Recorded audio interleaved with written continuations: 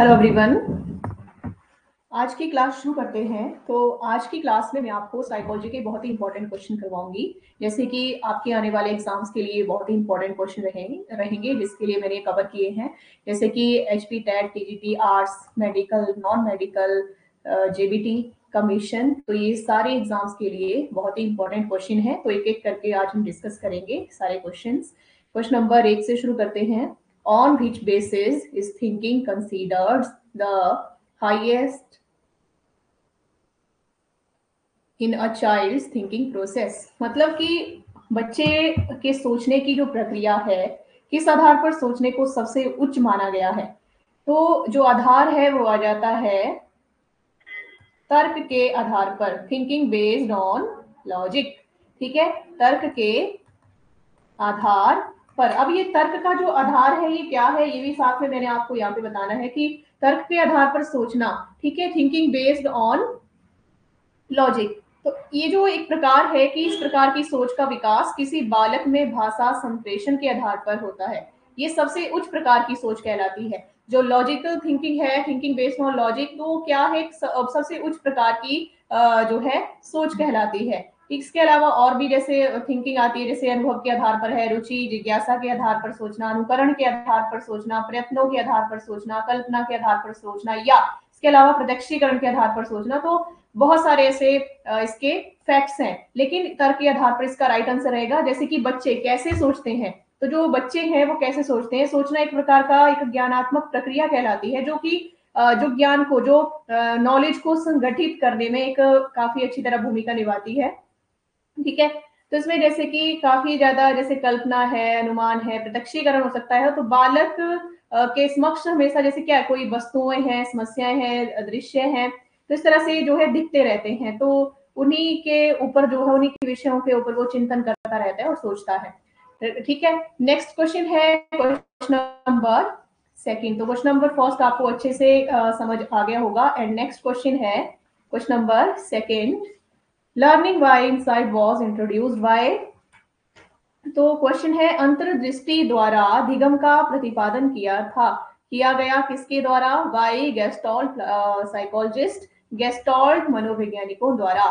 ठीक है, ये इनके द्वारा प्रतिपादन किया गया है। नेक्स्ट क्वेश्चन आता है, भूल और प्रयास। Who among the following propounded the principle of learning by trial and error? मतलब भूल और प्रयास द्वारा अधिगम के सिद्धांत का प्रतिपादन किसने किया था? तो इसका राइट आंसर आता है थॉर्नडाइक।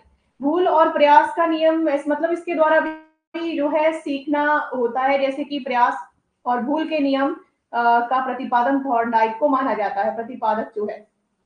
तो इन्होंने क्या किया था, तो इन्होंने चूहों और बिल्लियों पर अनेक प्रकार का परीक्षण के बाद यह निष्कर्ष निकाला था कि मानव और पशु दोनों ही प्रयास एक भूल और विधि द्वारा सीखते हैं। ठीक है, और भी इन्होंने बहुत सारा कुछ कहा है। ठीक है, तो ये इसका राइट आंसर रहेगा Thorndike. And next question, question number 4 है, who proponed the law of learning by imitation? ठीक है, यानी अनुकरण द्वारा अधिगम का नियम किसके द्वारा प्रतिपादित किया गया?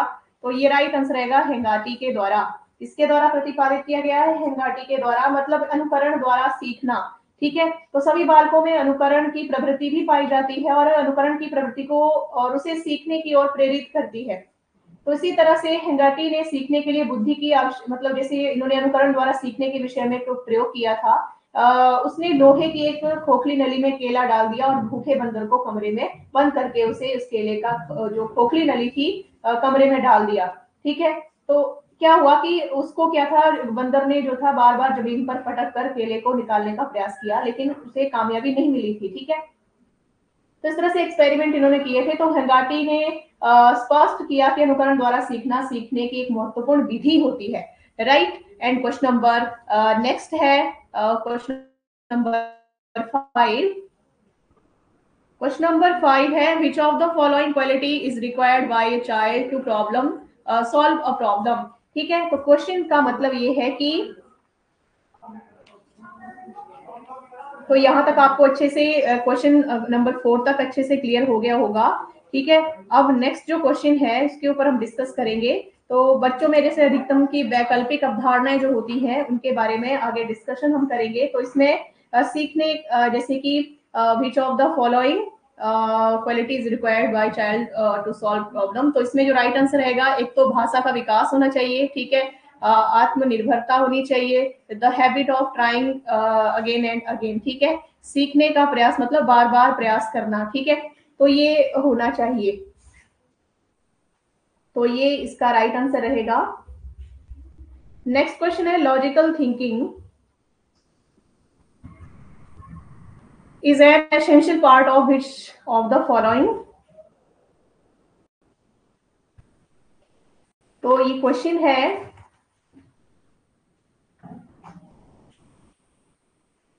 तो इसका जो राइट आंसर रहेगा प्रॉब्लम सॉल्विंग राइट आंसर रहेगा इसका, ठीक है, समस्या समाधान। ये जो समस्या समाधान है, ये इसका जो मतलब है, ठीक है, समस्या समाधान का मतलब जैसे कि किसी जैसे मतलब बहुत सारी ऐसी मुश्किलें होती हैं, जैसे कि हम किसी मंजिल पर पहुंचना है तो काफी ज्यादा मेहनत करना पड़ती है, साथ में बहुत सारी समस्या भी आती हैं, ठीक है। तो अगर जैसे उस समस्या को सॉल्व करके हम क्या करते हैं, जैसे कि अपने लक्ष्य को प्राप्त कर लेते हैं, तो अपनी समस्या का समाधान भी कर लेते हैं, ठीक है। तो समस्या समाधान का जो मीनिंग है, जैसे कठिनाइयों पर विजय प्राप्त करके लक्ष्य को प्राप्त करना, ठीक है, समस्या समाधान कहलाता है। इसके अलावा इसकी जो प्रॉब्लम सॉल्विंग है, इसकी बहुत सारी ऐसी विधियां रहती हैं, जैसे कि अनसीखी विधि बोला जा सकता है, प्रयास और भूल विधि बोला जा सकता है, इसके अलावा अंतर्दृष्टि विधि बोलते हैं, वाक्यात्मक भाषा विधि बोलते हैं, तो बहुत सारी ऐसी विधियां हैं, ठीक है, जो कि रहती है। तो ये है प्रॉब्लम सॉल्विंग, इसका राइट आंसर रहेगा। एंड नेक्स्ट क्वेश्चन हमारे पास है, failures to learn are due to failures to understand who said this, ठीक है, मतलब सीखने की असफलताओं का कारण समझने की असफलताएं हैं, ये किसका कथन है? तो ये राइट आंसर रहेगा मर्सेल। किसका कथन है ये? मर्सेल का कथन है, ठीक है। एंड नेक्स्ट क्वेश्चन है, विच theory of learning status that repetition of task is necessary for learning, मतलब कि अधिगम कौन सा सिद्धांत या अधिगम का कौन सा सिद्धांत ये बताता है कि सीखने हेतु कार्य को दोहराना आवश्यक है? तो इसका राइट आंसर रहेगा अनुभवजन्य अधिगम सिद्धांत। अनुभवजन्य अधिगम सिद्धांत, इसका राइट आंसर रहेगा एक्सपेरिमेंटल लर्निंग थ्योरी। तो ये क्या होती है, इसको भी हम यहाँ पे डिफाइन करेंगे कि इसको बोलते क्या है। तो ये एक सिद्धांत अधिगम के लिए जैसे उचित रूप से लाभदायक सकारात्मक पॉजिटिव अधिगम परिस्थितियों का आयोजन करने में सहायक होता है, और इस सिद्धांत की से जो सहायता है, इसकी सहायता से जो छात्र हैं उनके लिए अधिगम स्रोतों और संसाधनों की व्यवस्था करने में सहायता भी मिलती है, ठीक है। तो ये है अनुभवजन्य अधिगम सिद्धांत। नेक्स्ट क्वेश्चन है, emotion is an accepted state of person who statement is this. Question है कि संवेग व्यक्ति की उत्तेजित दशा है, ये कथन किसका है? तो ये कथन जो है वुडवर्थ का है। किसका कथन है ये? वुडवर्थ का कथन है। मतलब संवेग है क्या? जो संवेग होता है इसको इंग्लिश में क्या बोलते हैं? इमोशन बोलते हैं संवेग को, ठीक है। तो ये जो है शब्द की उत्पत्ति कहां से हुई थी? इमोशन शब्द की जो उत्पत्ति हुई थी इमोवेयर, इमोवेयर से हुई, और इसका अर्थ है उत्तेजित होना। क्या मतलब है इसका? उत्तेजित होना इसका मतलब है। इस प्रकार से संवेग को व्यक्ति की उत्तेजित दशा कहते हैं, और इस प्रकार संवेग शरीर को उत्तेजित करने वाली एक प्रक्रिया होती है। इस पर बहुत सारे जो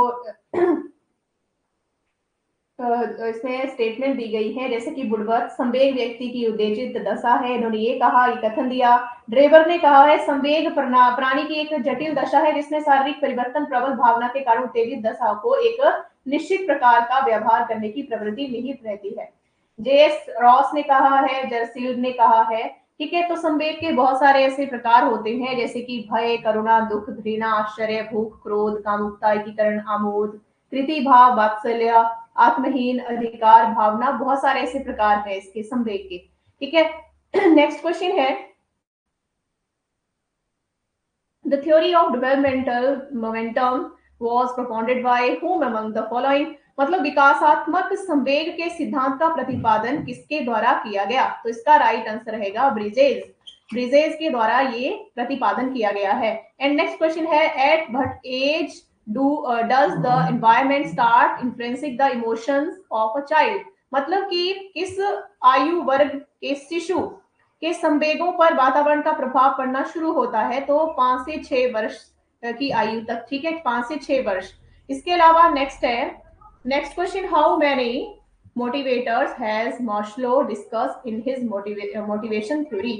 ठीक है, प्रेरणा तथा सीखना, अधिगम जो है, अभिप्रेरणा जो है, ठीक है। तो प्रेरणा का अर्थ जो आता है, शाब्दिक अर्थ, हमें किसी कार्य को करने का बोध होता है, मतलब हम किसी की भी उत्तेजना को प्रेरणा कह सकते हैं, ठीक है।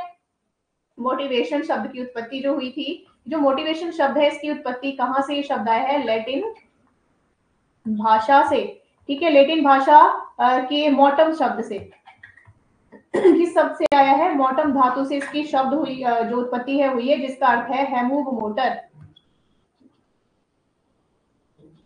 तो और मोशन भी बोलते हैं, ठीक है। तो ये क्वेश्चन है, मैस्लो ने अपने अभिप्रेरणा सिद्धांत में कितने प्रेरकों की चर्चा की है?